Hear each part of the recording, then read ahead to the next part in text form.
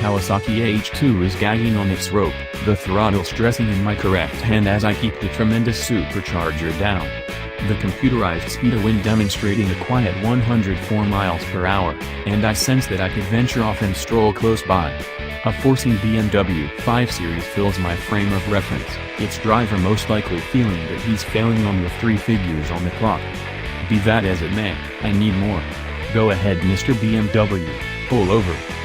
I flick my left marker on, flagging my aim, and his correct pointer gleams orange accordingly, as he starts to float ideal with a lethargic lack of concern that appears to state I'm not annoyed. You go speedier in the event that you need to. I would like to. Back 2 riggings to 4th, and the thunder of air charging through the supercharger assembles in a flash as I take a look in my mirrors and roll the throttle back. The Buset and R1 are set on each flank, sufficiently close that you could toss a cover over the 3 of us, yet I'm going to extend the bolt arrangement to limit. That now commonplace search is working underneath me as the unmistakable extent of unlimited German expressway unwinds before me. I simply have sufficient energy to give Steve and Bruce a Barry Sheen-esque wave as I wind the H2's throttle to the stop. The supercharger feels like it's breathing in the skyline, the lift measure affirming that I have each stallion the H2 can summon pushing me advances.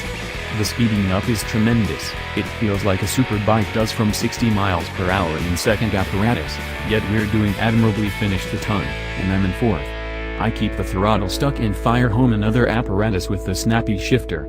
There's no plunge in the forceful push, and as the timekeepers barrage through 150 miles per hour the Buset and R1 are contracting in my mirrors like they're both stuck in 4th rigging. There's nothing in front of me, and the conditions are great. I get top apparatus, drive my ass back against the seat unit and tuck in. This is it, 160, 170, 180. The H2 is as yet pulling hard. Within path is blurring in my fringe vision, the Buset and R1 are simply spots. The Akrapovic is producing a tormented yell, and still the supercharger packs air into the aluminum airbox. Extensions show up as thin as links as they streak overhead, and all of a sudden I pummel into the speed limiter like somebody simply cut the fuel line. The speedo flicks hysterically in the vicinity of 186 and 187 miles per hour, and you can nearly feel each fiber of the H2 apologizing for the bother. It needs to give you everything, except can't.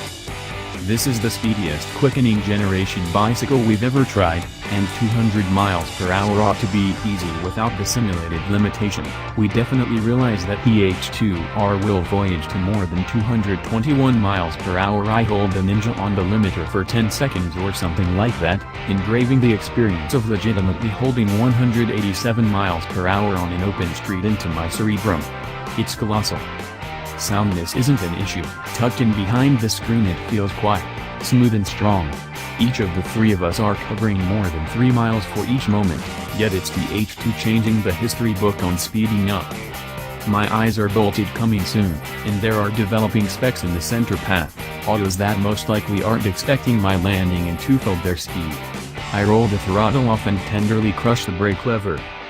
The caliper's energy is massive, and I'm down to 100 miles per hour. Preceding my head can process the deceleration. I need to check the speedo twice. I have an inclination that I'm slithering over the landing area. Bruce and Steve are all of a sudden back with me, and the pointed stone changes. The streamlined Busa crawls close by, and I can simply make out Steve's radiating face, however his tinted visor. In any case, the street ahead is all of a sudden clear once more, and I machine gear piece back to 4th and the diversion begins once again. Truly, the H2 has so much torque that I could have quite recently moved on and top, yet I need to feel the full power once more. We extend in line like a flexible band as the H2 steps away once more, yet it's sucking so much fuel that I need to back off before the limiter calls time.